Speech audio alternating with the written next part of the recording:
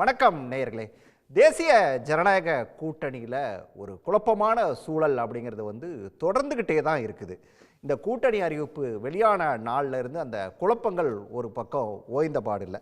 இப்போது லேட்டஸ்ட்டாக டிடிவி தினகரன் செய்தியாளர்கிட்ட பேசும்போது சொன்ன சில விஷயங்களை கடந்து போயிட முடியாது. ஓபிஎஸ் இந்த கூட்டணியிலேருந்து வெளியில் போனது அப்படிங்கிறது ஒரு துரதிருஷ்டமான ஒரு விஷயம். அவர் திரும்ப உள்ளே கொண்டு வரத்துக்கு அதை முயற்சிகளை மேற்கொள்ளணும். பாஜகவும் அதற்கான முயற்சிகளை எடுக்கணும். நானும் பாஜக கிட்ட பேசுகிறேன் அப்படின்னு சொல்லி டிடிவி தினகரன் குறிப்பிடுறாரு. அது மட்டும் இல்லை, அமித்ஷா சொல்கிறவர் தான் முதலமைச்சர் வேட்பாளர் அப்படின்னு சொல்லி டிடிவி தினகரன் குறிப்பிட்டிருக்காரு. அப்போது தேசிய ஜனநாயக கூட்டணியோட முதலமைச்சர் வேட்பாளர் எடப்பாடி பழனிசாமி இல்லையா அப்படிங்கிற கேள்வி வருது.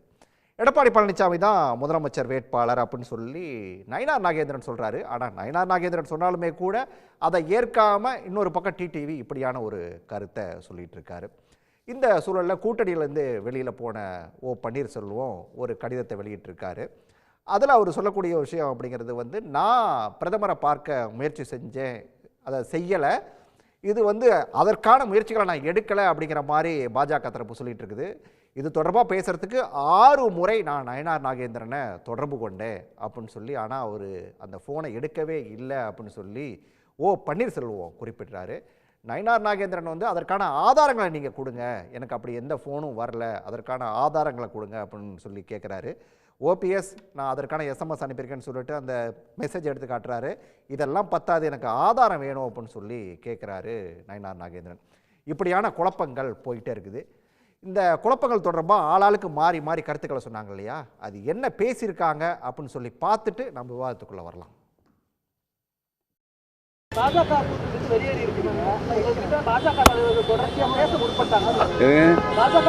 இதுவரை யாரும் இல்லை. கடிதம் அனுப்பியிருக்காருன்னு சொன்னதே எனக்கு தெரியல. அந்த கடிதம் எனக்கு இன்னும் சேரலை. அந்த கடிதம் சேர்ந்தால் கண்டிப்பாக நான் உங்களுக்கு எடுத்து காட்டுறேன். அப்போ அது யார் உண்மை சொல்லியிருக்கா, யார் பொய் சொல்லியிருக்காங்கிறது உங்களுக்கு தெரியும். அவர்களை பற்றி குறை சொல்வதற்கு நான் ஒன்றும் சொல்வதற்கு இல்லை. இல்லை, உங்களை தொடர்பு கொண்டாருங்களா இல்லைங்களா சார்? 6 முறை தொடர்பு கொண்டேன், மெசேஜ் கூட அனுப்பியிருக்கிறேன் அப்படின்னாரு. இல்லை, அதுக்கு ஆதாரம் அவர்கிட்ட இருக்கும். அவர் சொல்லியிருப்பார். அவர் சொல்றது தான் ஆதாரமா இருக்குமே தவிர ஆதாரம் அவருடைய கையில் இருக்காது. உங்களை அவர் தொடர்பு கொள்ளிங்க சார்? அப்படின்னா நான் தான் அவரை தொடர்பு கொண்டேன். ஆக இது ஒரு குறையாக அவர் சொல்லியிருக்கிறார். நான் அவரை பற்றி குறை சொல்ல மாட்டேன்.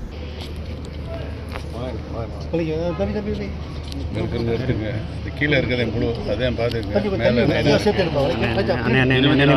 காலையில்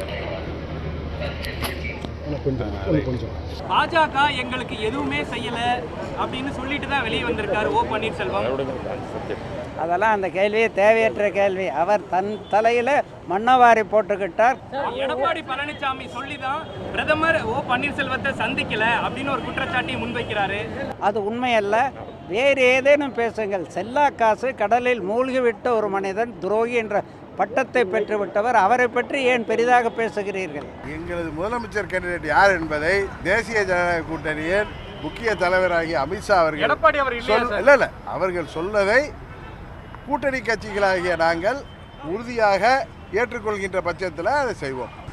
இல்லை, அண்ணன் பன்னீர்செல்வம் இது போன்ற ஒரு முடிவு எடுத்தது உண்மையிலேயே தனிப்பட்ட முறையில் எனக்கு வருத்தம் அளிக்கிறது. அவர் அந்த தேசிய ஜனநாயக கூட்டணியிலிருந்து விலகுகின்ற முடிவை எடுத்தது துரதிருஷ்டவசமானது. அந்த முடிவுக்கு அவர் தள்ளப்பட்டிருக்க கூடாது என்பதுதான் எனது கருத்து. தள்ளப்பட்டதற்கு யார் காரணமா இருக்கு, என்ன காரணமா இருக்கு? அது உலகத்துக்கே தெரியும் யார் காரணம் என்னன்னு. அதை போய் நம்ம போஸ்ட்மார்ட்டம் பண்ண வேணாம். அவரை மீண்டும் சமாதானப்படுத்தி எங்கள் கூட்டணிக்கு கொண்டு வர டெல்லியில் உள்ள பாஜக தலைவர்கள் முயற்சிக்க வேண்டும் என்பதுதான் இந்த நேரத்தில் உங்கள் மூலம் நான் சொல்கின்ற வேண்டுகோள்.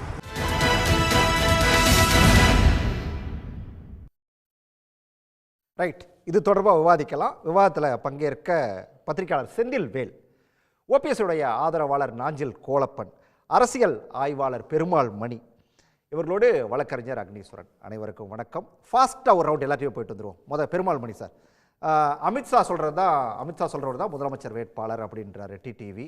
அதை எப்படி எடுத்துக்கலாம்? அதாவது ஒரு 25 வருஷம் பின்னாடி போய் 2001ஆம் ஆண்டு ஐயா தினகரன் அஇஅதிமுகவினுடைய 2001ஆம் ஆண்டு தேர்தலை வடிவமைக்கிற இடத்தில் அவர் இருந்தார். அவர் அன்று கண்டடைந்தவர்கள் தான் பல பேர் இந்த 20 ஆண்டு காலம் அஇஅதிமுக அரசியலில் மிக முக்கியமான பொறுப்பில் இருக்கிறார்கள். அப்படி அவர் கண்டுபிடித்தவர்களில் ஒருவர் தான் ஐயா ஓபிஎஸ், ஐயா நயனா நாகேந்திரன், ஐயா தளவாய் சுந்தரம், ஐயா அனிதா ராதாகிருஷ்ணன், இப்படி ஓஎஸ் மணியன், இங்கே சிவி சண்முகம், கோகுல இந்திரா, இப்படி பல பேரை அவர் அந்த தேர்தலில் கண்டடைந்து அமைச்சர்களாக எம்எல்ஏக்களாக அமைச்சர்களாக ஆக்கினார். இப்போது இந்த இடம் என்பது நீங்கள் இன்றைக்கு காட்டியதைப் போல இந்த அரசியலை ஒரு 20 வருடங்களுக்கு பின்னால் இட்டு செல்வதால் நான் இந்த முன்குறிப்பை சொன்னேன். இன்றைக்கு ஐயா நயனா நாகேந்திரன் பாஜகவினுடைய தலைவராக இருக்கிறார். இன்றைக்கு ஐயா ஓபிஎஸ் அதிலிருந்து வெளியேற்றப்பட்டு அவர் ஒரு தனி அணியாக செயல்படுகிறார். ஐயா டிடிவி தனி இயக்கம் கண்டு பாஜகவோடு நெருக்கமாக இருக்கிறார். ஐயா டிடிவி என்ன சொல்லுகிறார் என்றால், அவர் ஐயா எடப்பாடியை ஏற்றுக்கொண்டது போல தான் எனக்கு தோன்றுகிறது. அவர் என்ன சொல்றாருன்னா, ஐயா அமித்ஷா அவர்கள் யாரை அறிவிக்க, எடப்பாடி தாங்க எங்க முதலமைச்சர் வேட்பாளர் அப்படின்னு சொல்லி ஏன் அவர் சொல்லல? இல்ல அமித்ஷா என்ன சொல்றாரோ அவர்தான் இல்ல, அதுதான் அஇஅதிமுகவினுடைய அல்லது தமிழ்நாட்டினுடைய 2ஆம் கட்ட தலைவர்களுடைய தன்மை. ஓகே, நீங்க இதுல 2-3 லேயர் இருக்கு. இப்ப எப்படி ஐயா ஓபிஎஸ் வந்து களத்தை தயார் செய்தாரோ அதே போல இப்ப ஐயா டிடிவியும் களத்தை தயார் செய்கிறார். அவர் வந்து என்னன்னா, ஐயா அமித்ஷா யாரை முதல்வர் வேட்பாளர்னு சொல்றாங்களோ அவங்கள நாங்கள் ஏற்றுக்கொண்டு கூட்டணி கட்சிகள் போய் பார்ப்போம். அப்போ இதில் 2 விஷயத்தை அவர் தெளிவுபடுத்துகிறார். ஒன்று, தான் என்டிஏ கூட்டணியில் தொடர்கிறேன் என்பதை தெளிவுபடுத்துகிறார். இன்னொன்று, ஐயா எடப்பாடி அவர்களை ஏற்றுக்கொள்வதில் எனக்கு சிக்கல் இல்லை என்பதை தெளிவுபடுத்துகிறார். நீங்கள் இதை இப்படியே விட்டுட்டு ஐயா ஓபிஎஸ் அவர்களுடைய கூற்றுக்கு வந்தீங்கன்னா, அந்த கடிதம் வெளியான போதே என்னை போன்றவர்கள் எச்சரித்தோம், அது வெளியிடப்பட்டு இருக்கிறது, வெளியாகவில்லை. ஏனென்றால் ஐயா ஓபிஎஸ் கூட்டணியை விட்டு வெளியேறுவதற்கு தயாராகிவிட்டார். அப்போ வந்து பாரதிய ஜனதா கட்சியினரும் அஇஅதிமுகவினரும் ஐயா ஓபிஎஸ் ரொம்ப லைட்டாக எடுத்துக்கிட்டாங்க. அந்த நேரத்திலே அவங்க எதிர்வினை ஆற்றியிருக்கணும். டிடிவி பேசுறது இப்ப சரிதாங்கிறீங்க. அப்போ ஐயா டிடிவி அவர்கள் தனக்கான அடுத்த நகர்வுகளை இதில் தெளிவுபடுத்துகிறார். ரைட், நான் வரேன். இது வந்து டிடிவி பேசுனது அப்படிங்கிறது வந்து இந்த கூட்டணியை வந்து அடுத்த கட்டத்துக்கு கொண்டு போறதுக்கான நகர்வா எடுத்துக்க முடியுமா? ஒண்ணுமே இல்லை, எனக்கு புரியவே இல்லை நண்பர் மணி பேசுனதில்லை ஒரு விஷயம். டிடிவி எங்கே எடப்பாடி ஏற்றுக்கொண்டதாக சொன்னார்? எடப்பாடிங்கிற வார்த்தையை கூட சொல்லலை. அதிமுகங்கிற வார்த்தையை கூட சொல்லலை. ஒருபடி மேலே போய் சொல்கிறாரு, நாங்கள் ஏற்கனவே தேசிய ஜனநாயக கூட்டணியில் இருக்கோம், எங்களோட கொஞ்சம் புதிய கட்சி வந்திருக்குங்கிறாரு. எதை? அதிமுக புதிய கட்சிங்கிறாரு. அமித்ஷா யாரை சொல்லுகிறாரோ அவர் தான் முதலமைச்சர் வேட்பாளர். அதை எப்போ சொல்லுவார் தெரியுமா? தேர்தலுக்கு முடிவுகளுக்கு பிறகு.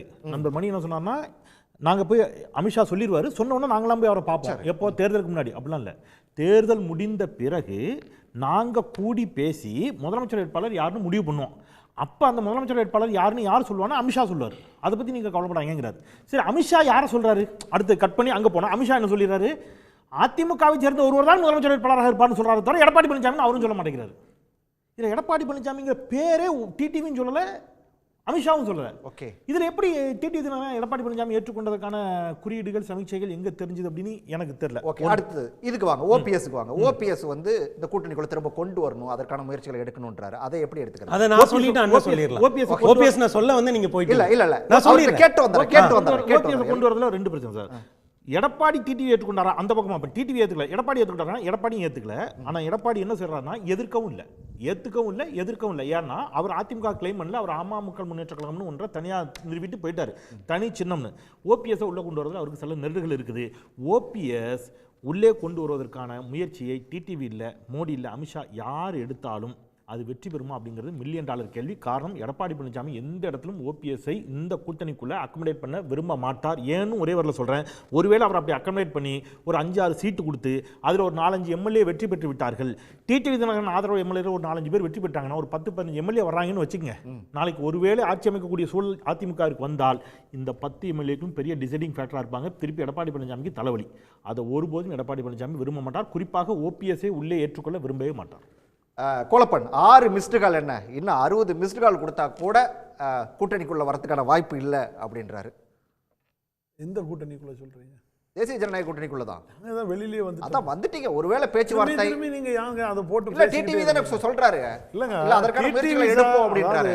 டிடிவி தினகரன் அவர் வந்து சொல்றாருன்னா, அவர் ஒரு அம்மா மக்கள் முன்னேற்ற கழகத்தை இருக்கிறாரு, என்டிஏ கூட்டணியில் இருக்கிறாரு, அமித்ஷா அவர்களை நம்பி இருக்கிறாரு. நாங்கள் இந்த அமித்ஷாவையும் மோடி எல்லாம் 8 ஆண்டு காலமாக நம்பி தானே இன்னைக்கு நாங்கள் வெளியில் வந்துட்டோம். அவர் இப்போ தானே ஓராண்டு காலமாக நம்பிட்டு இருக்கிறாரு. சரி, அதனால அவர் வந்து அவர்களுடைய பேச்சுக்கு அவர் நம்பிக்கை வச்சிருக்கலாம். நாங்கள் பலதும் அனுபவிச்சிட்டோம். ஓபிஎஸ் சமாதானப்படுத்தி உள்ள கொண்டுறதுக்கான முயற்சிகளை எடுக்கணும்ன்றாரு. இல்லை சமாதானம், அதாவது நீங்கள் ஒன்று நினச்சிடுங்க, எடுத்தோம் கவுத்தோம் அண்ணன் முடிவெடுக்கக்கூடியவர் அண்ணன் ஓபிஎஸ் அவர்கள் இல்லை. ஒரு முறைக்கு 1000 முறை சிந்திப்பார். ஒரு பிரச்சனையை உடனே இன்னைக்கு எனக்கு வேண்டான்னு சொல்லி தூக்கி போட கிடையாது. பாரத பிரதமர் மோடி பக்கத்தில் போய் மாலையை போட்டுட்டு வந்துட்டு நீங்கள் தான் பாரத பிரதமர் மோடி 2024 சொல்லிட்டு அடுத்த வாரம் மோடி கிடையாது, நான் தான் எடப்பாடி, நான் தான் பாரத பிரதமர் சொல்லி இப்போ ஒருத்தர் சொன்னார் பார்த்தீங்களா, செல்லா காசான பொன்னேன் அவர்லாம் சொன்னார் பார்த்தீங்களா, எடப்பாடியை பிரதமர் ரேஞ்சுக்கு பேசினவர். அதனால் அப்படிப்பட்டவரெல்லாம் நினச்சிக்கிட்டு இன்னைக்கு அதே இடத்துல திரும்பி 2026 எனக்கு முதல்வராக மோடியும் அமித்ஷாவும் ஒழுங்கன்னு சொல்லும்போது அது ஒரு கேலி கூத்தாயிருதில்ல அவங்களுக்கு. அது செய்வாங்களாங்கிறது ரெண்டாவது விஷயம். அண்ணன் டிடிவி தினகரன் அண்ணன் என்ன நினைக்கிறாரு, திரும்பி இந்த கூட்டணியில் நம்ம திமுகவுக்கு எதிராக நம்ம செயல்படணுங்கிற ஒரு மனநிலையில் அவர் இருக்கிறாரு. அந்த கண்ணோட்டத்தில் பார்க்குறாங்க. இது அந்த கண்ணோட்டமே இல்லை.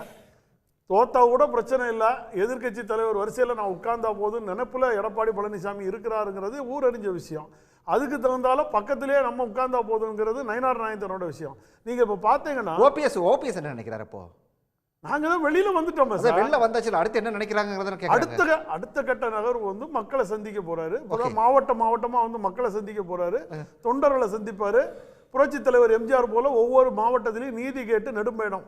ஓகே, எப்படி நான் என்ன தவறு செஞ்சேன், எதனால இந்த இயக்கத்துக்காக நான் பாடுபட்டது, இந்த கருத்துக்களை எல்லாம் மக்கள் முன்னாடி வைப்பார். ரைட், அக்னிட்டியை கேட்டு வந்துடுறேன். அமித்ஷா சொல்றவர் தான் முதலமைச்சர் வேட்பாளர் தேசிய ஜனநாயக கூட்டணியில். டிடிவி தினகரன் சொல்றாரு, என்ன ரியாக்ஷன் அந்த பக்கம்? ஒரு ரியாக்ஷனும் கொடுக்காது. திரு அமித்ஷா அவர்கள் சொல்லுவது, வேற மாநிலத்தில் அது முதலமைச்சரை பாரதிய ஜனதா தேர்ந்தெடுக்கலாம் அல்லது கருத்து சொல்லலாம், தேர்ந்தெடுக்க முயற்சி செய்யலாம். தமிழ்நாட்டை பொறுத்தளவில் இங்கே நடக்க போகிறது மாநில சட்டமன்ற பொது தேர்தலில் திமுகவுக்கும் அதிமுகவுக்கும் தான் போட்டி.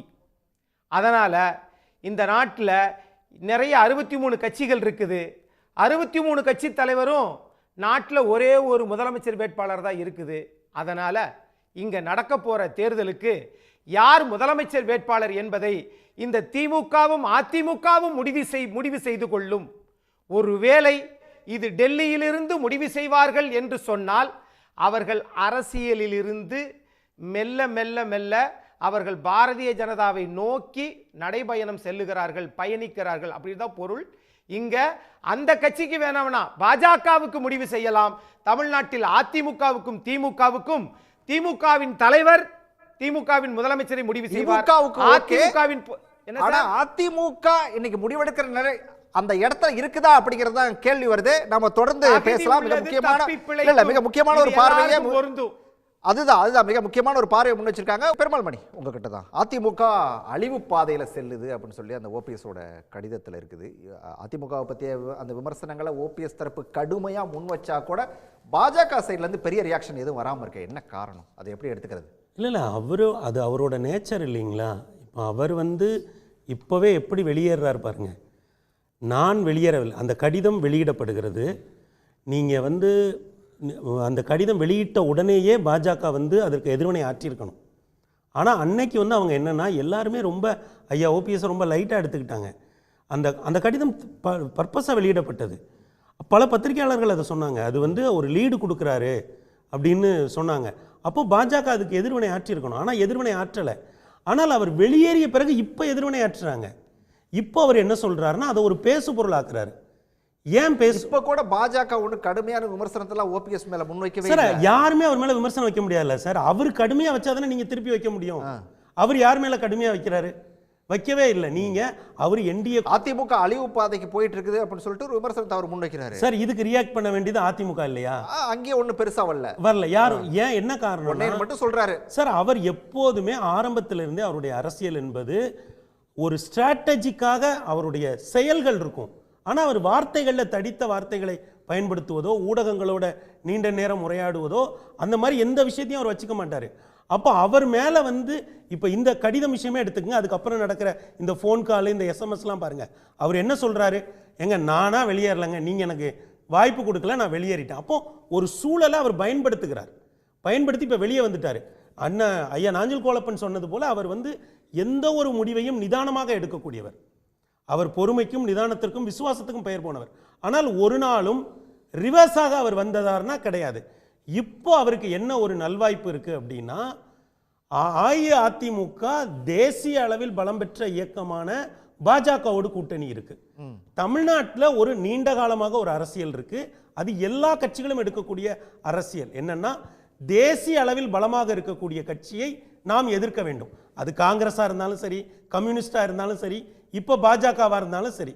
தேசிய வல்லாதிக்கம் கிருஷ்ணா துங்கபத்ரா நதிகளை தாண்டி வந்ததில்லைங்கிறது குப்த பேரரசுல நிரூபணமாயிருக்கு, அசோக பேரரசுல நிரூபணமாயிருக்கு, முகலாய பேரரசுல நிரூபணமாயிருக்கு. காங்கிரஸ் காலத்தில் அண்ணா அதை நகர்த்தி காட்டியிருக்கிறார். இப்போ திராவிட முன்னேற்ற கழகத்தினுடைய தலைவர் ஐயா மு.க. ஸ்டாலின் என்ன சொல்றாரு, எத்தனை ஷாக்கள் வந்தாலும் தமிழ்நாட்டில் உங்களால ஒன்றும் செய்ய முடியாது.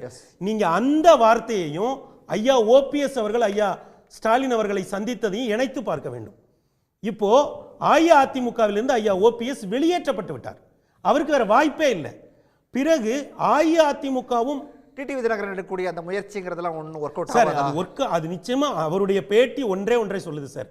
நான் ஏன்னா முன்னாடி ஒரு ஐயா ஓபிஎஸ் ஒன்று சொன்னாங்கல்ல, நான் ஐயா டிடிவி சின்னம்மா எல்லாரும் ஒரே அணியில் தான் இருக்கோன்ட்டு அந்த உரிமை மீட்பு. இப்போ வந்து ஐயா டிடிவி என்ன சொல்றாருன்னா, இல்லை நான் ஐயா ஓபிஎஸ் கூட இல்லை, நான் என்டிஏ கூட்டணியில் தான் இருக்கேன்ற அளவில் தான் ஐயா டிடிவியுடைய பேட்டி முக்கியமானது.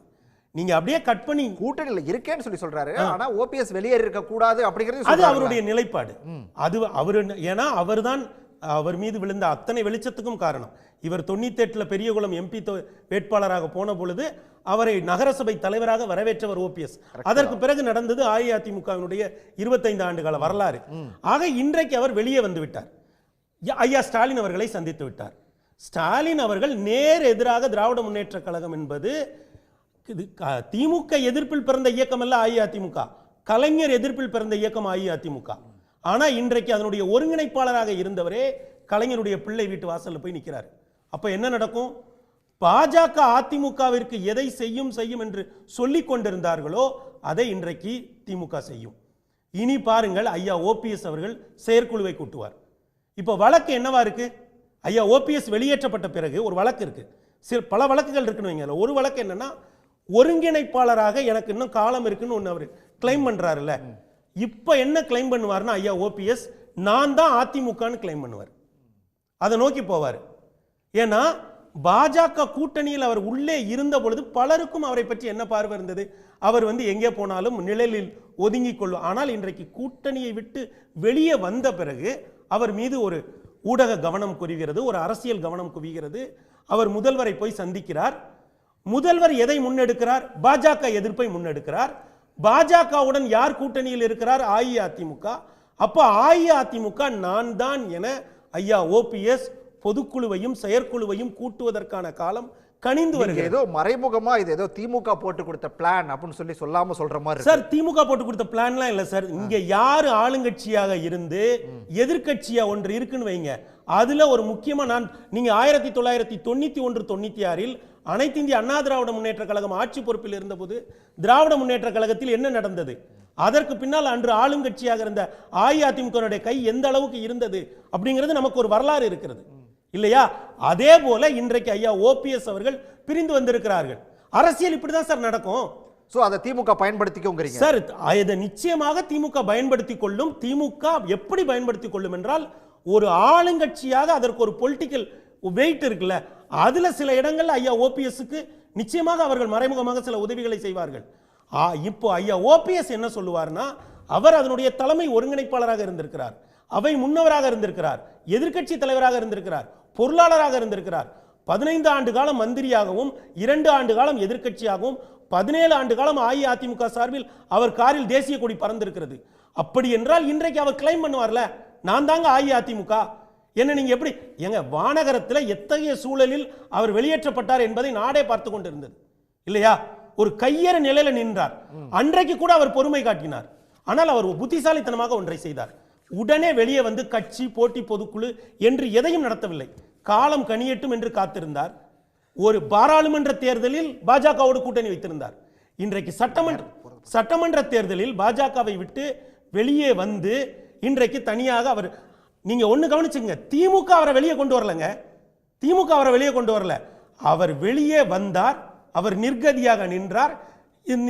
அவர்தான் அவர் முதலமைச்சரை சந்திக்கிறார், உடல்நலம் விசாரித்தேன் என்று சொல்கிறார். ஒரு மூத்த ஊடகவியலாளராக நமக்கு எல்லோருக்குமே தெரியும் அது வெறும் உடல்நல சந்திப்பு அல்ல. 40 நிமிடங்கள் நடந்தது வெறும் உடல்நலம் சம்பந்தப்பட்ட சந்திப்பு மட்டும் அல்ல. அதற்கு பின்னால் நீங்க நீங்க ஒரு சின்ன விஷயம் மட்டும் சொல்றேன். ஐயா ஓபிஎஸ் பாஜக கூட்டணியில் இருந்த பொழுது அவர் ஏதோ பலம் குன்றியவர் போலவும், அவர் பாஜக கூட்டணியோடு ஐக்கியமாகி விடுவார் என்பது போலவும், ஒரு தனி இயக்கம் கண்டு என்டிஏவிலேயே ஐக்கியமா என்று பலரும் கருதினார்கள். ஆனால் அவர் என்ன சொல்கிறார்? நாங்கள் அந்த கூட்டணியிலிருந்து நாங்கள் வெளியே வந்து விட்டோம். இனி என்ன சொல்வார்? நான் தான் அஇஅதிமுக என்பார். பொதுக்குழுவை கூட்டுவார், செயற்குழுவை கூட்டுவார். அவர் எப்படி திமுக யூஸ் பண்ணிக்கும் சார்? திமுக யூஸ் பண்ணவே பண்ணாது சார். திமுக ஆளுங்கட்சி சார், இல்லையா? திமுக ஆளுங்கட்சி. நீங்க போய் திமுக வெர்சஸ் அதிமுக பாலிடிக்ஸ் தான் தமிழ்நாட்டில் நீண்ட காலமாக நடந்து கொண்டு இருக்கிறது, இல்லையா? இந்த இடத்துல அவர் ஆளும் கட்சியோடு இணக்கமாக இருக்கிறார். ஆளுங்கட்சியோட இணக்கமாக இருக்கிற ஒரு தலைவருக்கு என்ன நடக்குமோ அது இந்த நடக்கும். என்ன நடக்கும் சார்? அவர் சொல்றது உங்களுக்கு புரிஞ்சுதா? ஆளுங்கட்சியோட இணக்கமா இருக்காரு ஓபிஎஸ், அதுக்கு என்ன நடக்குமோ அது நடக்கும்ன்றாரு. எனக்கு சத்தியமா புரியல. என்னன்னாங்க, முதலமைச்சரை சந்தித்து விட்டு வந்து ஒருத்தர் அதிமுக கிளைம் பண்ணுவாரா? தமிழ்நாடு அரசியல்ல திமுகவும் அதிமுகவும் 2 துருவங்கள், இல்லையா? திமுக தலைவரை அல்லது முதலமைச்சரை சந்தித்து அரசியல் பேசிவிட்டார் என்ற ஒரு தோற்றம் வெளியில் வந்துவிட்டாலே அதிமுக தொண்டர்கள் ஆட்டோமேட்டிக்காக யார் பக்கம் போயிடுவாங்க? எடப்பாடி பழனிசாமி நோக்கி நகர மாட்டாங்களா? அல்லது டிடி தினகரன் நோக்கியா நகர மாட்டாங்களா? சரி, இனி அவர் அதிமுகவுக்கு நான் தான் உண்மையான அதிமுகன்னு கிளைம் பண்ணுவேங்கிறாரு. இன்னைக்கு கூட அவர் கிளைம் பண்ணலை. அவருடைய லெட்டர் பேடில் எப்படி தான் வருது? கிளைம் பண்ண வேண்டியது அனைத்து இந்திய அண்ணா திராவிட முன்னேற்ற கழகம் போட்டு லெட்டர் பேடை போட்டு அடிச்சிட சொல்லுங்க பார்ப்போம். அடிச்சிட முடியுமா அவரால்? முடியாது, வாய்ப்பு. ஏன் முடியாது? அவருக்கு அதிமுகவுக்கு சம்மந்தம் கிடையாதுன்னு முடிச்சிட்டாங்க. அஃப்கோர்ஸ் இறுதி தீர்ப்பு வரணும் சார். தேர்தல் ஆணையம் யார் கட்டுப்பாட்டில் இருக்குது? ஸ்டாலின் சொல்லி தேர்தல் ஆணையம் கேட்க போதா? ரெட்டலையை இவருக்கு கொடுக்கறது, ரெட்டலையை முடக்குனது, டிடி தினனுக்கு ஒரு சின்னம், இவங்களுக்கு ஒரு சின்னம், அதெல்லாம் கொடுத்தாங்களே, அதெல்லாம் திமுக செஞ்சதா? இது அனைத்தும் பாஜகவின் சித்து விளையாட்டு. பாஜக தான் சண்டை போட சொல்லிச்சு, பாஜக தான் போய் தியானம் இருக்க சொல்லிச்சுது, பாஜக தான் ஆளுநரை வச்சு 2 பேரையும் கையை பிடிச்சி சேர்த்து வச்சுது. இப்போ பாஜக தான் அவரை வெளியே அனுப்பும்போது உட்காந்து வேடிக்கை பார்த்துட்டு இருக்குது. எங்கேயாவது இடத்துல என்ன கேட்டிருக்கணும்? ஒரு வார்த்தையை பயன்படுத்தினார் ஐயா ஓபிஎஸ் அவர்கள். ஒரு பெரிய மனுஷன் சொன்னார், நாங்கள் ஒன்று சேர்ந்தேன்னு சொன்னார். யார் அந்த பெரிய மனிதர்? ஐயா நரேந்திர மோடி. அந்த பெரிய மனிதர் இப்போ என்ன செஞ்சுருக்கணும்? நான் சொல்லி தானே அவரை என் பேச்சுக்கு மரியாதை கொடுத்தானே அவர் உள்ளே சேர்ந்தார். நீங்கள் அவருக்கு இப்படி துரோகம் பண்ணிட்டீங்களே, இது சரியா அப்படின்னு யாரை கேட்கணும்? எடப்பாடி பழனிசாமி கேட்கணும். இன்னைக்கு அந்த பெரிய மனிதருடைய நண்பர் அமித்ஷா என்ன சொல்கிறாரு? அது உட்கட்சி வாரம் நான் தலையிட மாட்டேங்கிறார். இவ்வளோ நாள் ஏன் தலையிட்டீங்க? அப்போ உங்களுக்கு அதிமுகவை அழிக்கணும், அதிமுக என்ன செய்யணும்? கொஞ்சம் கொஞ்சமாக சிதைக்கணும்னு பாஜக திட்டம் போடுது. அப்போ தான் பாஜக என்ன செய்ய முடியும், இங்கே வர முடியும்னு நினைக்குது. இன்னைக்கு மாலை ஒரு அறிக்கை கொடுத்துருக்கிறார் ஓபிஎஸ் அவர்கள். அந்த அறிக்கையில் நீங்கள் சுட்டி காட்டின வரி என்னது? அதிமுகவை அழிவு பாதையில் இட்டு செல்லும் அதிமுகவை அப்படின்னு ஒன்று சொல்றாரு. அதுக்கு முந்தைய வரி அவர் என்ன சொல்றாரு? தமிழ்நாட்டிற்கு எதிரான மத்திய அரசின் செயல்பாடுகளை மக்களிடம் எடுத்து செல்லவும். அதுக்கு முந்தின வரி, ரைட்? அதற்கு முந்தின வரி திமுகவை கிரிட்டிசைஸ் பண்ணிட்டாரு. திமுக ஆட்சியில் தற்போது மக்கள் சந்தித்து வரும் பிரச்சனைகள் மற்றும் தமிழ்நாட்டிற்கு எதிரான மத்திய அரசின் செயல்பாடுகளை மக்களிடம் எடுத்துச் செல்லவும், அனைத்து இந்திய அண்ணா திராவிட முன்னேற்ற கழகம் அழிவு பாதையில் அழைத்துச் செல்லப்படுவதை மக்களுக்கு எடுத்துக்காட்டவும் பொதுக்கூட்டங்களை கழக உடன்பிறப்புகள் நிர்வாகிகள் நடத்தணுங்கிறார். அப்படின்னா என்ன சொல்லிட்டாரு? நான் ஸ்டாலினை செஞ்சு வந்ததுனால நான் ஏதோ திமுகவோட இணக்கமாக இருக்கேன்னு நினச்சிடாதீங்க. பாஜகவும் எனக்கு துரோகம் பண்ணி கழட்டி விட்டுருச்சு, அதிமுக என்னை கழட்டி விட்டுருச்சு, நான் ஸ்டாலினை போய் பார்த்தது நட்படிப்படையில் தான், அதுக்காக நீங்கள் அப்படி நினைக்காதீங்கன்னு சொல்ல வேண்டிய கட்டத்துக்கு ஏன் வராது தெரியுமா? அப்படி ஒரு டவுட் வந்துட்டாலே இந்த தொண்டர்கள்லாம் எந்த பக்கம் போடுவாங்க? எடப்பாடி பழனிசாமி பக்கம் போடுவாங்க. அதை நிப்பாட்டணும் இப்போதைக்கு அவருக்கு. இப்போதைக்கு தொண்டர்களை தன் பக்கம் இந்த அறிக்கையில கொஞ்சம் அப்படியே தாவேகா சாயல் வீசலாம். எஸ், அதுக்கான வாய்ப்பு இருக்குது. இன்னும் 8 மாசம் இருக்கு, நம்ம பொறுத்து தான் பார்க்கணும். அதை தவிர்த்துட்டு போறோம். இன்னொன்று தாவேக்கா எந்த இடத்துலையும் பவர்ல இல்லைன்னு வச்சுங்களேன். இப்போ எனக்கு ஒரு டவுட் சார், தமிழ்நாட்டிற்கு எதிரான மத்திய அரசின் செயல்பாடுகளைங்கிறார்ல, எதெல்லாம் அப்படி நினைக்கிறார் அவர்? நண்பர் சொல்லணும் அடுத்த வீட்டில். எதெல்லாம் தமிழ்நாடு அரசினுடைய அப்படின்னா, இப்போ நான் ஒரு உதாரணம் சிஏஏ அப்படி வச்சுக்கிடுமா, அல்லது கல்விக்கு நிதி தரல, அல்லது வேளாண் சட்ட திருத்தம், அல்லது நீட்டு, இது எல்லாத்தையும் நீங்க தானே ஆதரிச்சீங்க. கூட்டணியை விட்டு வெளியில வர வரைக்கும் ஓபிஎஸ் இதெல்லாம் தெரியலையா? ஒரு கேள்வி வருது இல்ல சார். நீங்க ஆதரிச்சு ஓட்டு போட்டீங்க. ஓபிஎஸ்னுடைய மகன் ஓபி ரவீந்திரநாத் ஆதரிச்சு மக்களவையில் வாக்கு செலுத்தினார். அன்னைக்கு இதெல்லாம் தமிழ்நாட்டிற்கு எதிரான பிரச்சனைகள் என்று தெரியாதா? தமிழ்நாடு மக்கள் ஏமாளிகளா? இன்னைக்கு நீங்க போய் நின்ன உடனே ஐயோ என்னை வஞ்சித்து விட்டார்கள் பாஜகவினர், நான் தான் உண்மையான அதிமுகன்னு கிளைம் பண்ண உடனே அவர் இதை குறிக்கிறாரா? ஒரே விஷயம் குறிக்கிறாரா? ஒரு நிமிஷம் வந்துடுறேன். ஒரு பாயிண்ட் சொல்லி அப்புறம் பண்ணி கொடுக்குறேன். அது அந்த கேள்வி எல்லாம் வரும். ஆக்சுவலி அடுத்தது பிரதான சிக்கல், ஏன் டிடிவி தினகரன் ஓபிஎஸ் உள்ள சேர்க்கணும்னு கேட்டார் நீங்க. அதுல ஒரு முக்கியமான காரணம் இருக்கு. என்ன சார் இருக்கு? கிட்டத்தட்ட டிடிவி தினகரனுக்கு ஆதரவான வாக்காளர்களும் திரு ஓபிஎஸ் அவர்களுக்கு ஆதரவான வாக்காளர்களும் கிட்டத்தட்ட ஒரே மைண்ட் செட் கொண்டவங்க. 2 பேரும் ஆசான் டேட் எடப்பாடி பழனிசாமிக்கு எதிரானவர்கள். அப்போ டிடிவி தினகரன் இந்த கூட்டணிங்கிறது கன்ஃபார்ம் ஆயிடுச்சு அவருடைய பார்வையில், அவருடைய தோணுன்னு சொல்றேன். அப்படி கன்ஃபார்ம் ஆனா கூட டிடிவி தினகரன் இருக்கும் அதே அணியில் ஓபிஎஸ் இல்லாமல் அவர் தனியாக நின்னார்னு வைங்க, டிடிவி தினகரன் போட்டியிடக்கூடிய தொகுதிகளில் ஓபிஎஸ் ஆதரவாளர்கள் போட்டியிட்டால் பாரிய பாதிப்பு சேதாரம் யாருக்கு? டிடிவி தினகரனுக்கு. டிடிவி தினகரனுக்கு அப்படிச்சுட்டு போயிடுவாங்கல்ல. அவர் அதிமுக சார், அதிமுக பாஜக டிடிவி தினகரன் ஓரணியாக நிற்கின்ற பொழுது ஓபிஎஸ் அந்த ஒரு 20 தொகுதியில் தனியாகவோ அல்லது யாரோட சேர்ந்தோ ஒரு கேண்டிடேட்ஸை போடுறாருன்னு வைங்க, தொகுதிக்கு 5000-10,000 ஓட்டை பிரிச்சா கூட அதெல்லாம் யாருக்கு போக வேண்டிய ஓட்டு? அப்போ டிடிவி தினகரனுக்கு தான் ஃபர்ஸ்ட் சேதாரம். அது எங்க வரப்போறது இல்லை, நல்லா கவனிச்சு பாருங்க. வட மாவட்டங்களில் வரப்போறது இல்லை, மேற்கு மாவட்டங்களில் வரப்போறது இல்லை. ஏன்னா வட மாவட்டங்களையும் மேற்கு மாவட்டங்களையும் டிடிவி தினகரனுக்கும் பெரிய அளவிலான வாக்காளர்கள் கிடையாது, ஓபிஎஸ்க்கும் வாக்காளர்கள் கிடையாது. அப்போ ராமநாதபுரம், மதுரை, சிவகங்கை, தேனி இந்த பகுதிகளில் ஓபிஎஸ் ஆனா இதே இருப்பாரா அப்படிங்கறத என்னால அது அவராலே உறுதி கொடுக்க முடியாது. ஏன்னா கடந்த கால வரலாறு அப்படித்தானே சொல்லுது. அவராலேயே ஆனா நீங்க டிடிவி சொன்னதுல ஒரு விஷயத்தை நம்ம அப்படி கடந்து போயிட முடியாது. இதை சமாதானத்துக்கு கொண்டு வரதுக்கு டெல்லி தலைவர்கள் முயற்சி செய்யணும். இது என்னோட வேண்டுகோள். இது தொடர்பா நான் ஓபிஎஸ் மற்றும் பாஜக தலைவரோட பேசிட்டு இருக்கேன் அப்படின்றாரு. பேசிட்டு இருக்கீங்களா? பேசிட்டு இருக்காரு. தமிழ்நாட்டில் கூட்டணிக்கு தலைமை யாரு? எடப்பாடி தான். எடப்பாடி பழனிசாமி உங்களால ஏன் பேச முடியல? இப்போ எப்படி இவர் ஒட்டும் சார்? இப்போ பிரச்சனை பாஜகவை விட யார் தான் பிரச்சனை? எடப்பாடி தான் பிரச்சனை. எடப்பாடி தானே சார் பிரச்சனை. இப்போ எடப்பாடி சேர்த்துக்க மாட்டேன்னு சொல்லிட்டாரு. யாரு சொல்லியும் சேர்த்துக்க மாட்டேன்ட்டாரு.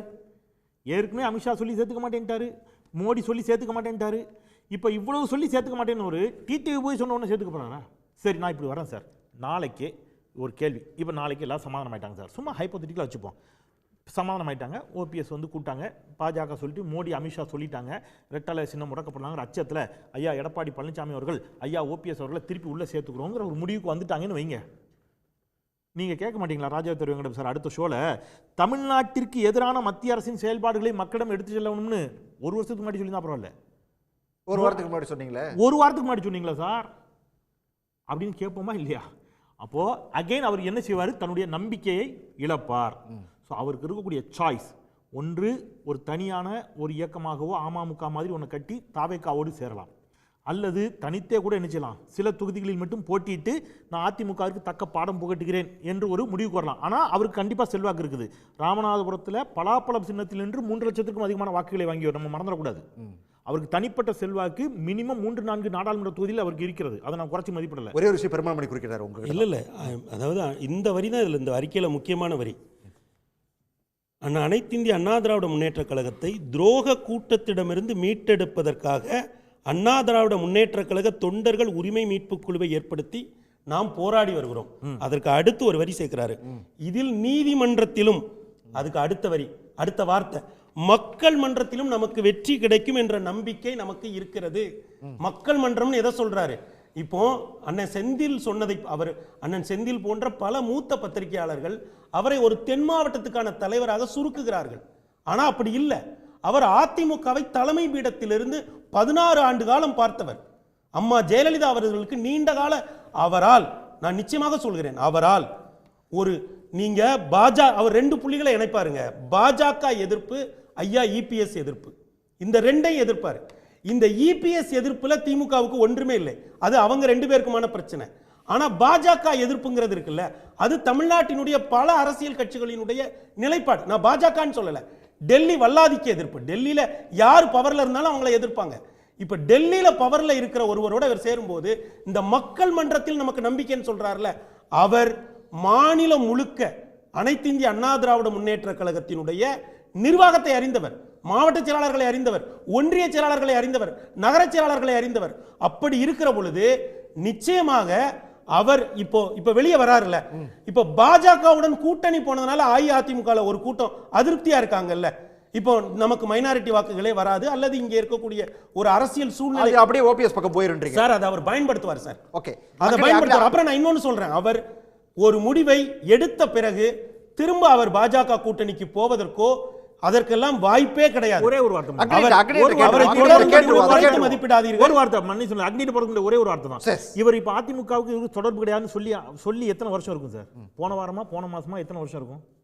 வருஷம்லாம் இல்ல சொல்லுங்க. இவருக்கும் அதிமுகவுக்கும் தொடர்பு இல்லைன்னு ஆனது எப்பன்னு சொல்லுங்களேன். ஒரு வருஷத்துக்குள்ள இருக்கலாம். இருக்கும்ல. நீங்க ஆன உடனே என்ன செஞ்சிருக்கணும்? இந்த உரிமை மீட்பு பயணம் மக்கள் அதான் சார் அவரோட ஸ்ட்ராட்டஜி. அத விட்டுறீங்க. போகாம வீட்டுக்குள்ள உட்கார்ந்து ஸ்ட்ராட்டஜியா? சார் இங்க பாருங்க. இங்க பாருங்க இந்த மாதிரி தலைவர்கள் சம்பத் காலத்திலே முடிச்சறாங்க. இங்க பாருங்க. இப்ப அவர் ஒண்ணுக்கு சொன்னாரு. ஐயா இங்க பாருங்க. இருங்க வர. ஏங்க இதே போல இங்க பாருங்க. அப்படியே உட்கார வச்சு இல்ல ஒரு நிமிஷம். இல்ல கோலப்பட் முடிச்சறேன். நான் அங்க பாருங்க. அப்படியே வேடிக்கை பார்த்து இல்ல செந்திலன் ஒரு சார்பாட்ல ஒரு நிமிஷம் அவர் பேசிட்டு இருக்காரு. அதனால தான் நான் வந்துட்டேன். இந்த செந்திலன் சொன்ன ஒரு பாயிண்ட நான் தெளிவுபடுத்த விரும்புறேன். பல தலைவர்கள் அவர்கள் முக்கியமான நேரங்கள்ல இருந்தபோது கட்சியில இருந்து நீக்கப்பட்டிருக்காங்க. ஆனா அவங்க என்ன பண்ணுவாங்க தெரியுமா? உடனே வழக்கு தொடுப்பாங்க, பொதுக்குழுவை கூட்டுவாங்க, செயற்குழுவை கூட்டுவாங்க, கட்சி ஆரம்பிப்பாங்க. ஆனால் இவர் இந்த பொறுமை காத்தார்ல, இப்ப அவர் சொல்றாருல, ஏங்க 3 வருஷம் பொறுமை காத்தாருங்க. வானகரத்தில் அவர் எப்படி வெளியே அனுப்பப்பட்டார்? அப்படி அனுப்பப்பட்ட பிறகு அவர் 3 வருடம் பொறுமை காத்தார். நீங்க அந்த பொறுமையை அரசியலில் அந்த பொறுமையை தவறாக மதிப்பிடுகிறீர்கள், குறைத்து மதிப்பிடுகிறீர்கள். ஐயா ஓபிஎஸ் அஇஅதிமுக தனக்கானது என்று உரிமை கோரி அவர் அடுத்தடுத்த அடிகளை எடுத்து வைக்கிற பொழுதுதான் அவருடைய பலம் மற்றவர்களுக்கு தெரிய வரும். அக்னி அதிமுகவுக்கான உரிமையை கோரி அடுத்தடுத்த அடியை எடுத்து வைக்க போறாரு. அப்ப தெரியும் உங்களுக்கு அந்த ஓபிஎஸ் உடைய பலம் அப்படிங்கிறது பெருமாள் மணியோட பார்வை.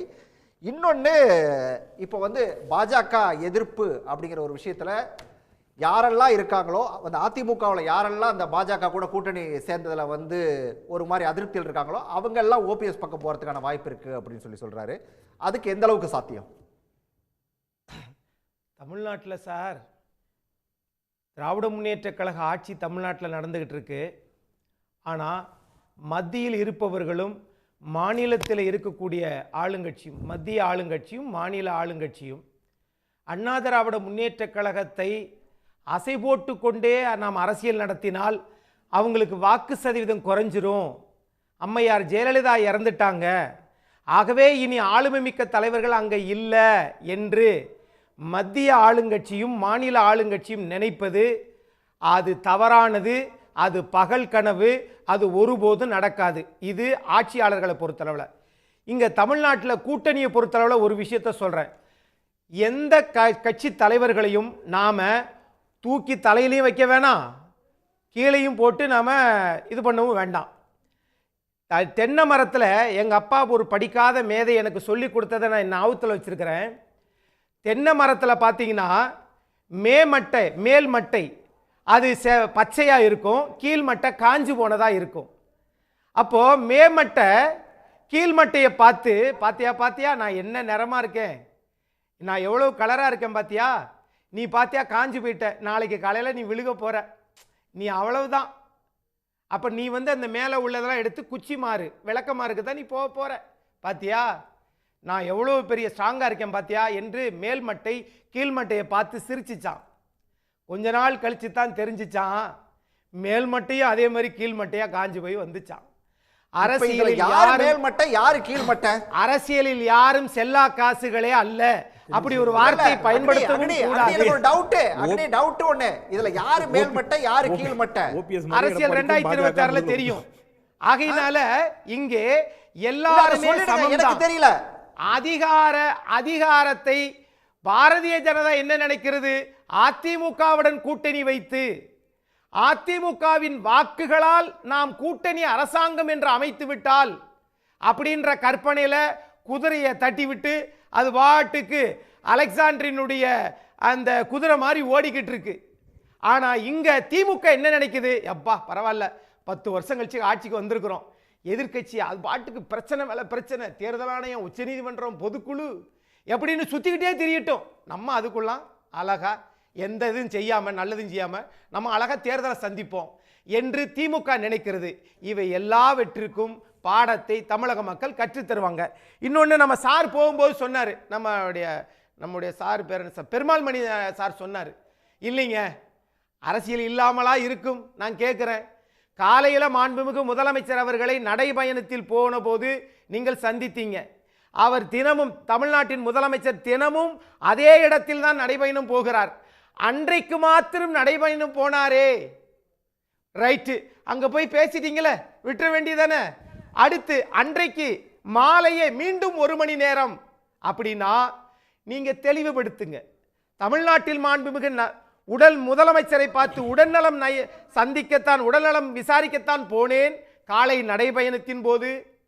சாயந்தரம் போனது நான் அரசியலில் அவரோடு கூட்டணி வைக்கலாமா, அல்லது தமிழ்நாட்டு அரசியலில் தட்பவெட்ப சூழ்நிலை எப்படிங்க கூட்டணி இருக்குது, உங்களுக்கு உளவுத்துறை என்ன சொல்லுது, திரு எடப்பாடி பழனிசாமி அவர்கள் நாடு முழுக்க சுற்றுப்பிரயாணம் போகிறார்களே, சிபிசிஐடி உளவுத்துறை என்ன ரிப்போர்ட் சொல்லுது என்று கேட்பதற்காக போனாரா? ஒன்றை தெளிவுபடுத்த வேண்டும், அண்ணன் நாஞ்சில் கோலப்பன் கோவிக்கலாம் கூடாது. நீங்க திமுகவுடன் கூட்டணி வைக்க போறீங்களா, அல்லது தாவேகவுடன் கூட்டணி வைக்க போறீங்களா, அல்லது திரும்பவும் பாஜகவுடன் பேச்சுவார்த்தை நடத்த போகிறீர்களா? மூன்று கேள்வியை முன் வச்சிட்டீங்களா, அவருக்கான பதிலை கேட்டுருவோம். சூப்பர் சார், 3 கேள்வியை முன் வச்சிருக்காரு சார்.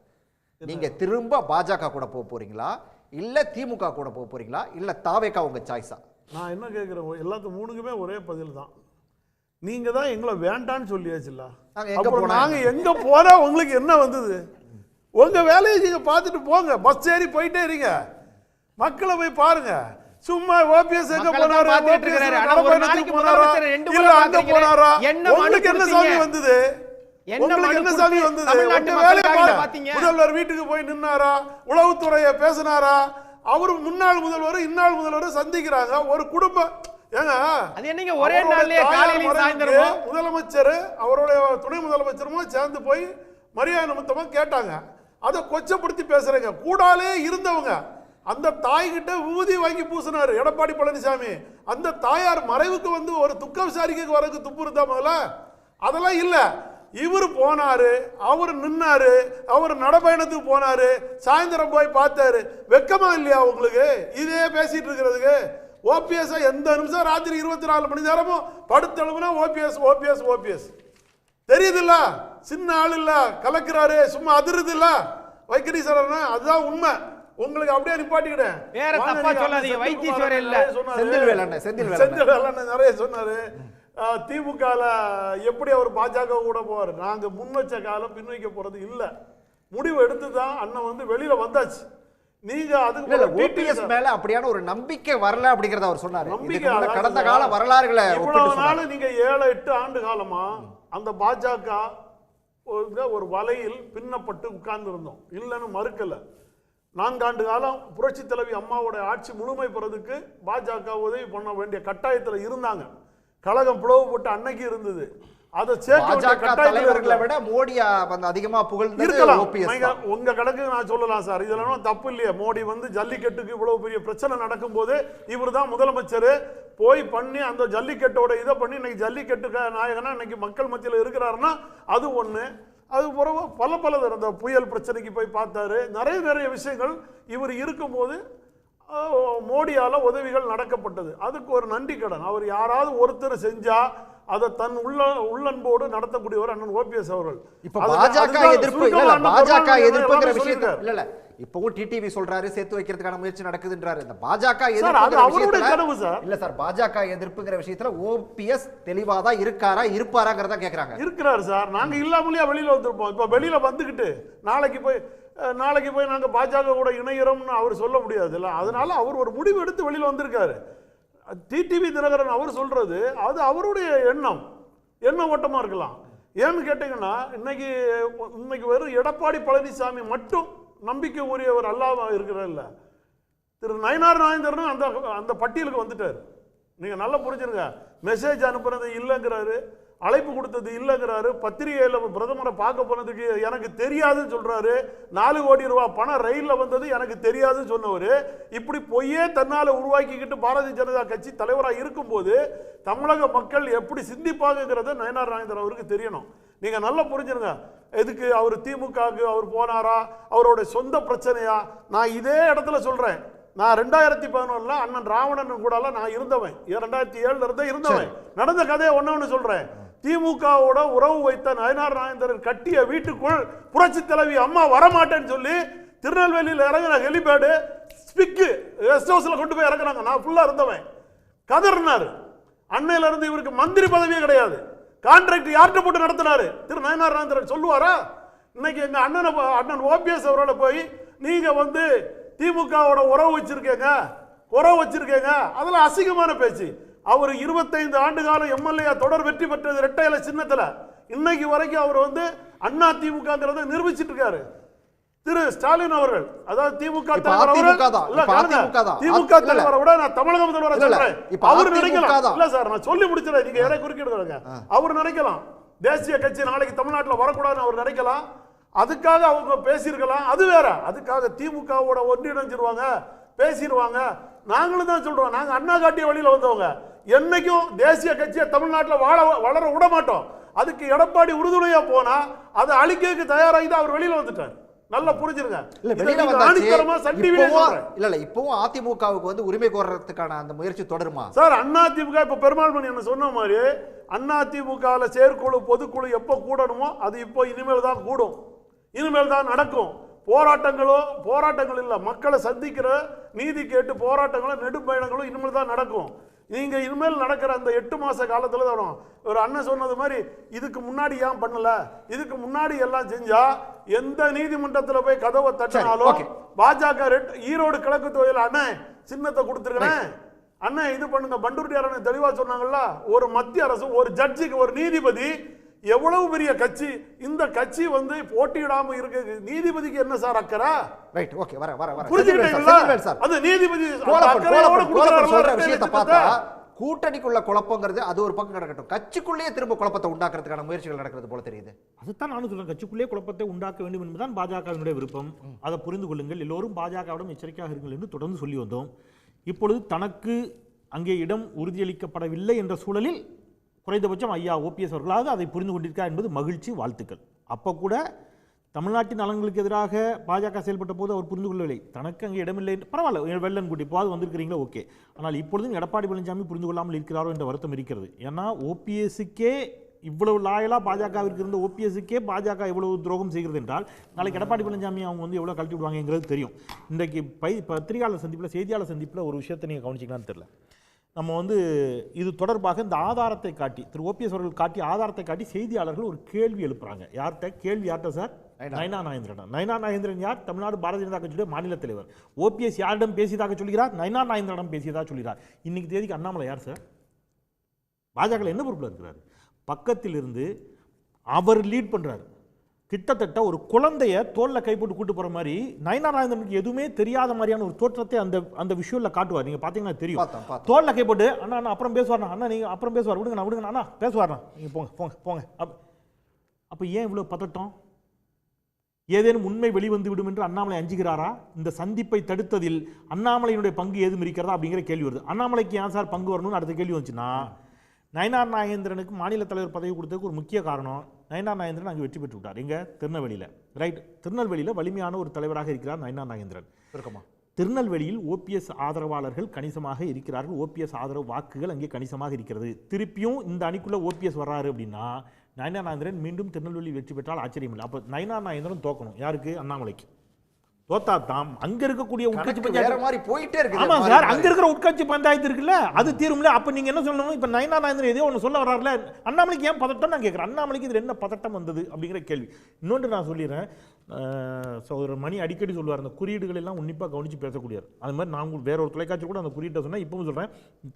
தான் உரிமை கோருவார் அதிமுகவிற்கு விரைவில் ஓபிஎஸ் அப்படின்னு சொன்னார்ல, உரிமை கோருபவராக இருந்தால் உரிமை கோரட்டும், அது அவங்களுடைய பிரச்சனை. இவ்வளவு நாள் கருப்புள்ள சோப்பு வேட்டியோடய சுத்திட்டு இருந்தவர் முதலமைச்சர் வீட்டுக்கு போகின்ற பொழுது கருப்புள்ள சோப்பு வேட்டி இல்ல, கட்டல, பச்சைக்கரை வேட்டி கட்டி போனாரு. அந்த கொடி சின்ன பிரச்சனையில இருந்து சார் நீங்க பார்க்காம பேசாதீங்க இல்ல சார். சார் 2 ஆண்டு காலமா இல்ல சார், நானே கேட்டாம ஒரு நிமிஷம் இருங்க. இன்னைக்கு கொடுத்த அறிக்கை என்ன கலர் வந்துச்சு? சிங்கப்பூர்ல கழிஞ்ச முறை போயிட்டு வர அன்னைக்கு இருந்து அவர் வந்துட்டார் சார். இன்னைக்கு கொடுத்த அறிக்கை அறிக்கையில ஒரு நிமிஷம், அறிக்கை என்ன கலர்ல வருது? அறிக்கை என்ன கலர்ல வருது சார்? அறிக்கைக்கு அதாவது அறிக்கைக்கு அந்த கலர், ஆனா அவர் கருப்புள்ள சோப்பா.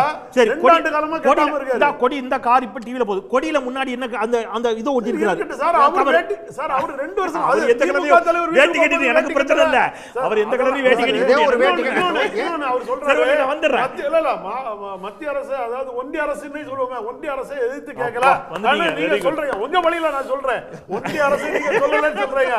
வக்ஃபுக்கு எதிர்த்து சரி, தன்னுடைய ஓகே, ஓகே. ஒரே எம்பியை எதிர்த்து வாக்களிக்க விட்டாரு. பெரும்பான்மை நல்லா குறுக்கிட்டாரு. புரியுதா சார்? நேரம் குறைவா இருக்கு பெரும்பான்மை குறுக்கிட்டாரு. இல்ல அவர் அந்த அவரை எழுத்து வாக்களிக்க சரி, விட்டாரு. சரி, சரி, மும்மொழி கொள்கையில எழுத்து குரல் கொடுத்தாரு. Right, okay. சார், ஒண்ணுமே செய்யலாம் பெரும்பான்மை, மத்திய அரசு பெரும்பான்மை, எழுத்து சுருக்கமா. செய்யலாம்னு சார், ஒத்தாமசம் பேசக்கூடாது. அவரோட அறிக்கையில கடைசியா சொல்றாரு, கடைசி பத்தி கூட்டணி குறித்த முடிவு தலைமை கழக நிர்வாகிகள், மாவட்ட கழக செயலாளர்கள் உள்ளிட்டவர்களின் கருத்தினை கேட்டு கள நிலவரத்தை ஆராய்ந்து. இது வழக்கமா சொல்லக்கூடியது தானே சார் இது? சார் இல்ல சார், இப்போ கள நிலவரத்தை ஆராய்ந்துன்னு இந்த அறிக்கை சார் அவருக்கு நிச்சயமாக நான் ஒன்றை கருதுகிறேன் சார். அதாவது அஇஅதிமுகவிலிருந்து திமுகவிற்கு போய் இன்றைக்கு 20% மந்திரிகளில் 20% பேர் அஇஅதிமுகலேருந்து திமுகவுக்கு வந்தவங்க சார். மாவட்ட செயலாளர்களில் 30% மேலே அஇஅதிமுகலேருந்து திமுகவுக்கு வந்தவங்க சார். ஐயா ஸ்டாலின் அவர்களுக்கு அஇஅதிமுகவிலிருந்து வந்த ஏனைய தலைவர்களுக்கும் ஐயா ஓபிஎஸ் அவர்களுக்கும் உள்ள வித்தியாசம் நன்றாக தெரியும். ஐயா ஓபிஎஸ்ஸே விரும்பினால் கூட அவரை இந்த கட்சியில் திமுகவில் இணைச்சிக்கலாம், அல்லது ஒரு தனி இயக்கம் கண்டு திமுகவில் கூட்டணியில் வச்சு ஒரு சீட்டில் அகாமடேட் பண்ணலாம். ஆனால் அதையெல்லாம் அவர் செய்ய மாட்டார். ஏனென்றால் ஐயா ஓபிஎஸ்ஸை விட ஐயா ஓபிஎஸ்ஸினுடைய பலம் என்ன, இந்த நேரத்தில் அவர் எதற்கு தேவை என்பது திமுகவினுடைய இன்டெலிஜென்சியாவுக்கும் திமுகவினுடைய தலைமைக்கும் நன்றாக தெரியும். சார் ஒன்னே ஒன்று மட்டும் சொல்லிடுறேன், இதை மட்டும் சொன்ன பிறகு அண்ணன் சொல்லட்டும்.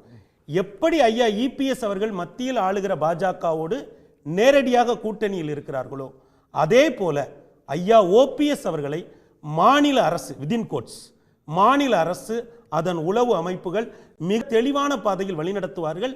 அவங்க எதை நோக்கி போவாங்கன்னா ஐயா ஓபிஎஸ் அவர்கள் அஇஅதிமுக நான் தான் அப்படின்ற ஒரு கோரிக்கையை முன்வைப்பாரு. நான் தான் அதன் ஒருங்கிணைப்பாளர் அப்படிங்கிறத மக்கள் மன்றத்தில் மீட்டெடுப்பதற்கான வேலைகளை ஐயா ஓபிஎஸ் செய்வார். கேட்கலாம் சார், நான் தான் அதிமுகன்னு சொல்லலாம், அது வேற. பட் அதை முடிவு பண்ண போறது யாருங்கிறது நமக்கும் தெரியும், உங்களுக்கும் தெரியும், எனக்கும் தெரியும். அது நீதிமன்றமும் தேர்தல் ஆணையமும் விட்டுருங்க. அது அதுல என்ன ஆக போகுதுங்கிறது மாவட்ட செயலாளர் முடிவு பண்ண மாட்டாங்களா? மாவட்ட செயலாளர் அங்க இருந்து மாவட்ட செயலாளர் ஒரு நிமிஷம் மணி மாவட்ட செயலாளர் அவர் போட்டுருக்கிறது தயவுசெய்து தெளிவா புரிஞ்சுக்கங்க. மாவட்ட செயலாளர் அவர் போட்டுருக்கிறது அவருடைய அவர் ஒரு இயக்கம் மாதிரி வச்சிருக்காரு. அந்த மாவட்ட அங்கதானே ஓபிஎஸ் நிக்கிறாரு. ஓகே, ஒரு நிமிஷம். ஆனா அவர் அணிதான் அது. ஓகே, நீங்க உங்க ஆசை நிறைவேறணும் எனக்கு மகிழ்ச்சி. ஆனா அது குழுனே ஓபிஎஸ் சில மாவட்ட செயலாளர் போட்டுருக்காரு. தயவுசெய்து மிஸ்கேட் பண்ணாதீங்க. தயவுசெய்து ஏன் இப்படி மிஸ்கேட் பண்ணுங்க எனக்கு புரியவே இல்லை. நான் உங்களுக்கு சொல்ல சார், எனக்கு ஓபிஎஸ் வந்தாலும் பிரச்சனை வரல, அது அவங்களோட உட்கட்சி வர நான் இஷ்யூ அட்ரஸ் பண்றேன். தெளிவா மேல போடுறாரு, அண்ணா திராவிட முன்னேற்ற கழக தொண்டர் உரிமை மீட்பு குழு அந்த அறிக்கையில். ஆமா, அதிமுக போடல. அவர் கீழே என்ன போடுறாரு, கழக ஒருங்கிணைப்பாளர். கழகம்னா யார் சார்? அதிமுகவா சார்? ஒருங்கிணைப்பாளர் தான் சார். மொட்டையா கழக ஒருங்கிணைப்பாளர், அண்ணா திராவிட முன்னேற்ற கழக ஒருங்கிணைப்பாளரும் போட முடியாதுங்கிறதான் பிரச்சனை. ரைட், அவர் மக்கள்கிட்ட போய் சொல்லிக்கலாம். திருப்பி சொல்றேன், மாவட்ட செயலாளர்கள் மக்கள் சரி இப்படி இவர் கருத்துக்கே வர்றேன், இவர் போய் கேட்டோன்னே எல்லா மாவட்ட செயலாளரும் வந்துட போறாங்களா இவருக்கு முன்னாடி? சோ அது நீதிமன்றத்துல இருக்கு, அது விட்டுருங்க. அது மிஸ்கேட் பண்ணாங்க சார். அவர் மக்கள் மன்றத்துக்கே வர மாட்டாரு சார். நீதிமன்றத்துல சுருக்குறாரு. மணி பரவாயில்ல சார். அண்ணன் ரெண்டு விஷயம் பண்றாரு. ஒண்ணு அண்ணா முடிச்சறேன். அண்ணன் ரெண்டு விஷயம் பண்றாரு. ஒண்ணு ஐயா ஓபிஎஸ் தென் மாவட்டத்துக்கு மட்டுமான தலைவர். இரண்டாவது இது மக்கள் நீதிமன்றத்துல சார் மக்கள் மன்றத்துக்கு போகும் நான் சொல்றேன். மக்கள் மன்றத்துல போராடுவார். தீர்ப்பு மக்கள் மன்றத்தை ஐயா அண்ணா ஏத்துக்க மாட்டாங்க. ஒரே செகண்ட். உண்மை தொண்டர்கள் எங்கள் பக்கம், தொண்டர்கள் தான் அதிமுகன்னு 5-6 வருஷமா சொல்லிட்டு இருக்கிறார் டிடிவி. தொண்டர்கள் தான் அதிமுக, தொண்டர்கள் என் பக்கம் தான் இருக்காங்க, நான் தான் பொதுச் செயலாளர் என்று திருமதி வி.கே. சசிகலா சொல்லிக் கொண்டிருக்கிறார். மக்கள் ஏற்றுக்கொண்டார்களா எடப்பாடி பழனிசாமியை? கேட்டுக்கிட்டே தான் இருக்காங்க. 75 சீட்டு வந்து உட்காந்துட்டாரு. மக்கள் ஏற்றுக்கொண்டார்களா? கேட்டுக்கிட்டே இருக்கலாம், அதை விட்டுருங்க. ஆனால் நான் ஒன்று சொல்கிறேன், அவரை தென் மாவட்டத்துக்கான தலைவராக நான் சுருக்கிறேன்னாரு. எனக்கு அப்படி அவர் மீது தனிப்பட்ட எந்த குறை மதிப்பீடும் இல்லை, மிக மதிப்பீடும் இல்லை, அது அவங்க பிரச்சனை. ஆனால் நீங்கள் உள்ளபடி உங்களுக்கு செல்வாக்கு இருக்குன்னா, ஒரு மாபெரும் தலைவர் நீங்கன்னா நீங்கள் என்ன பண்ணிக்கலாம்? உங்களுக்கு வரலாறு ஒரு வாய்ப்பு கொடுச்சு. ஏன் ஈரோடு கிளை கிடைத்ததில் நீங்கள் போட்டியில்லை? நீங்கள் ஏன் அன்னைக்கு பிஜேபியுடைய இதுக்கு நீங்கள் ஏன் இங்கே விக்கிரவாண்டி இடத்துல நீங்கள் களமிறங்கி இருக்கலாமே? அதிமுக 2 இடத்தையும் போட்டியில்லை. நீங்கள் போட்டிட்டு உண்மையான அதிமுக தொண்டர்கள் எனக்கு வாக்களியுங்கள், நான் தான் திமுகவிற்கு உண்மையான இதுன்னு கிளைம் பண்ணிருக்கணுமே. பண்ணல. ஏன் பண்ணல சார்? நீங்க அதிமுக போட்டிட்டாங்க, நீங்க உண்மையான அதிமுக அதாவது சொல்லாங்க பண்ணல. இல்ல சொல்லுதுமா இடைத்தேர்தல் திமுக இடைத்தேர்தல் சின்ன பிரேக் பேசலாம், தொடர்ந்து பேசலாம். ஃபைனல் ரவுண்ட், அதாவது அதிமுகவுக்கு உரிமை கோர போறாரு ஓபிஎஸ் அப்படிங்கிற அந்த பாயிண்ட்ல நகருது. இதை எப்படி எடுத்துக்கிறீங்க? இல்லை, அதெல்லாம் முடிஞ்சு உச்சநீதிமன்ற நீதியரசர் தினேஷ் மகேஸ்வரி அவர்கள் தீர்ப்பை எல்லாம் பார்க்காதவர்கள் பார்க்கின்ற பார்வையாகத்தான் அதை நான் பார்க்குறேன். ஒன்று. இன்னொரு விஷயம், முன்னாள் முதலமைச்சர் இன்றைய முதலமைச்சரை பார்த்துட்டு வந்ததற்கு பிறகு அவருடைய ஆதரவாளர்கள் ஒன்றிய அரசு என்று பேசுகிறார்கள் என்றால் எப்படின்றத பார்த்துட்டு இருக்கிற மக்களுக்கு தெரியும். இன்னொரு விஷயம், இருங்க என்ன நீங்க இவ்வளவு நேரம் பேசுறீங்க.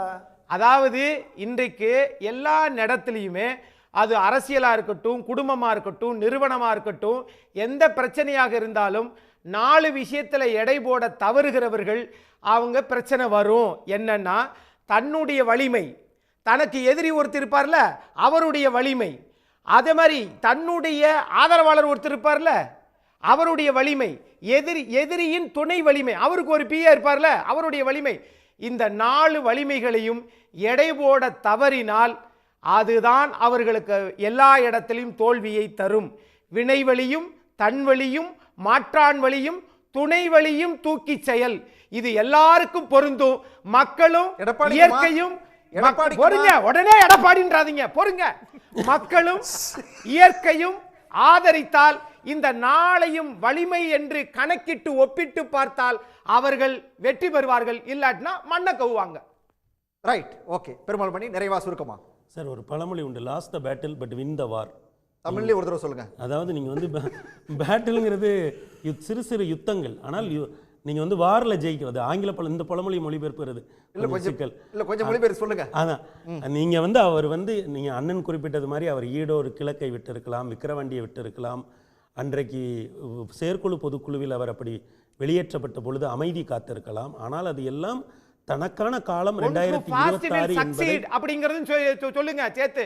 லண்டன்ல இன்னைக்கு அந்த பழமொழி இருக்கு, எவன் வேகமாக செயல்படுகிறானோ அவன் வெற்றியாளனாக வருவான். அதையும் நான் சொல்லவா? அதனால அவர் இப்படி பல்வேறு விஷயங்களில் அவர் பொறுமை காத்திருக்கிறார். அரசியலில் பொறுமை என்பது மிகவும் முக்கியம். அவர் பொறுமை காத்த பிறகு 2026 அவருக்கான காலம் கனிந்து வருகிறது. Politics and war, you have to win the perception before the real battle. அரசியலிலும் யுத்தத்திலும் பெர்செப்ஷனில், அதாவது பெர்செப்ஷனில் நீங்கள் வந்து ஜெயிக்கணும். எதுக்கு முன்னாடி? ரியல் யுத்தத்துக்கு முன்னாடி. இப்போ வந்து பார்த்தீங்கன்னா ஐயா இபிஎஸ் அவர்கள் மத்திய அரசோடு நெருக்கமாக இருப்பது, பாஜக கூட்டு, அது பெர்செப்ஷனில் என்னவாக இருக்கிறது என்பதை நான் பார்வையாளர்கள் ஊகத்துக்கே விட்டு விடுகிறேன். பாஜக கூட்டணியிலிருந்து ஐயா ஓபிஎஸ் வெளியே வந்த பிறகு அவர் மீதான பெர்செப்ஷன் எப்படி மாறி இருக்கிறது என்பதை நம்மால் யூகிக்க முடிகிறது.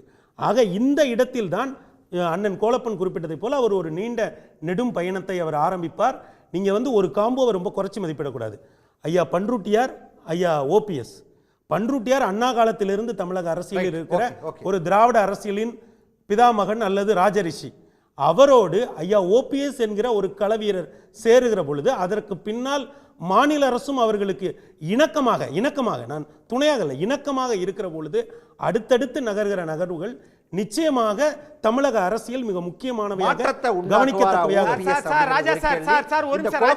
எப்ப முடிவுங்கிறது இரண்டாவது கேள்வி. சுருக்கமா 2 விஷயம் தான். வெற்றி தான் இங்கே அரசியலில் பொறுத்தவரை. 10 ஆண்டு கால ஆன்டி இன்கம்பன்சி எடப்பாடி பழனிசாமி எனக்கு கடும் விமர்சனம் இருக்குது. அது வேற. 10 ஆண்டு ஆன்டி இன்கம்பன்சிக்கு பிறகு பல பேரை முதுகில் குத்தி இருக்கிறார், துரோகம் பண்ணிக்கிறார், அதெல்லாம் தனி வாதம் விட்டுருங்க. ஆனாலும் அவர் வலிமையாக ஒன்றை செய்தார், ஒரு கூட்டணியை தக்க வச்சுக்கிட்டாரு, ரெட்டலையை தன் பக்கம் வைத்துக்கொண்டார், சமரசம் செய்ய வேண்டிய இடத்துல சமரசம் செஞ்சு பாஜக கூட்டணி சேர்ந்தார், வேண்டாங்கிற இடத்துல வெளியில் வந்தார், இதை பண்ணி 75 எம்எல்ஏக்களை கொண்டு போய் உள்ள வச்சிட்டார். அதுதான் பேசும். ஒருவேளை அதற்கான வாய்ப்பு ஓபிஎஸ்ஸிற்கு வந்தால் அதை நோக்கி அவரால் நகர முடியும் என்றால், அப்படி நகர்ந்து தன் பக்கம் கட்சியை கொண்டு வர முடியும் என்றால் அதை காலம் பதில் சொல்லிட்டோம். எனக்கு அதில் வந்து ஒன்றுமில்லை. பட் இன்னைக்கு நாம் பேசிக்கொண்டிருக்கிற இந்த நிமிடத்தில் அவருடைய கடந்த கால வரலாறுகளின் அடிப்படையில், அவர் மீதான மதிப்பீட்டின் அடிப்படையில் சொல்கிறேன், அவர் அவ்வளோ ஸ்ட்ராங்காக வைப்ரண்ட்டாக அவருடைய பொலிட்டிக்கல் இதை நான் குறைச்சி மதிப்பிடல. நான் சொல்கிறது அவ்வளோ வைப்ரண்ட்டான ஒரு ஃபைட்டராக அவர் இதுவரைக்கும் இருந்தது இல்லை அப்படிங்கிறதுலேருந்து நான் பார்க்குறேன். இனி எப்படின்னு பார்க்கலாம். அதாவது அவங்க சொல்கிற மாதிரி 135 சீட்டு அம்மா கொடுத்துட்டு போனாங்க. அதை குறைச்சி 75 சீட்டாக கொண்டு வந்து வச்சது, அது 2 பேர் இணைஞ்சு இருக்கும் போது வச்சதை பெருமையா சொல்றாரு. அதுதான் பெருமை சொல்றாரு. 96 ஜெயலலிதாவை தோத்தாங்க. இல்ல 96 ஜெயலலிதாவை தோத்தாங்க. 96 அதிமுக எத்தனை சீட் சொல்லுங்க? இல்லங்க 96 அதிமுக எத்தனை சீட்? ஜெயலலிதா இருக்கும்போது அன்னைக்கு ரஜினிகாந்த் வாய்ஸ் கொடுத்தாரு. அன்னைக்கு இருந்த முன்னாடி உள்ள கதை. இவருக்கு என்ன சார் பிரச்சனை இருந்து? அன்னைக்கு இருந்தது அவர் திருமண வீட்டை வந்து நம்ம படுத்தினது பிரச்சனைகள் நிறைய இருந்தது. ரஜினிகாந்த் அன்னைக்கு பீக்கா இருக்கிற போது அவர் ஒரு வாய்ஸ் விட்டாரு. ஐயா ஜி.கே. மூப்பனார் அவரெல்லாம் இருந்து அந்த அமைப்பு நடத்தப்பட்டது. அதனால 96 பத்தி நம்ம சொல்ல முடியாது. கழகம் பிரிக்கப்பட்ட 98 திரும்பி மீட்டு எடுத்துட்டு வந்துட்டாங்க. சார் அது வந்தாங்க திரும்பி ஒரு முறை தன்னுடைய தவறை செய்து விட்டான்னு வெளியில சுருக்கமா, எடுத்தாங்க. சுருக்கமா. 2001 ஆட்சியை பிடிச்சாங்கல்ல, பாஜகவை வெளியேற்றி விட்டுட்டு ஆட்சியை 2004 பிடிச்சாங்க. 40 அதே மாதிரி நீங்க எப்படி 98 புரட்சி தலைவி அம்மா எப்படி பாஜக வேண்டான்னு கலத்தி விட்டுட்டு 2001 ஆட்சி பிடிச்சாங்களோ அது போல அண்ணன் ஓபிஎஸ் அவர்கள் இவ்வளவு ஆண்டு காலம் இருந்த பாஜகவை கலத்தி விட்டார். 2026 ஆட்சியை பிடிக்க முன்னுக்கு ஒரு வருவார். சின்ன திருத்தம், ஒரே ஒரு திருத்தம். ஓபிஎஸ் பாஜக கழட்டி விடல, பாஜக ஓபிஎஸ் கழட்டி விட்டுருக்கு. நன்றி சார். இது நன்றி, நீங்க நன்றி, நன்றி, போத்திட்டு படுத்தாலும் சரி, விவாதத்தில் பங்கேற்ற அனைவருக்கும் நன்றி. மீண்டும் ஒரு நிகழ்ச்சியில் சந்திக்கலாம் நேயர்களே. நன்றி, வணக்கம். உடனுக்குடன் செய்திகளை தெரிந்து கொள்ள சன் நியூஸ் பெல் ஐகானை கிளிக் பண்ணுங்க.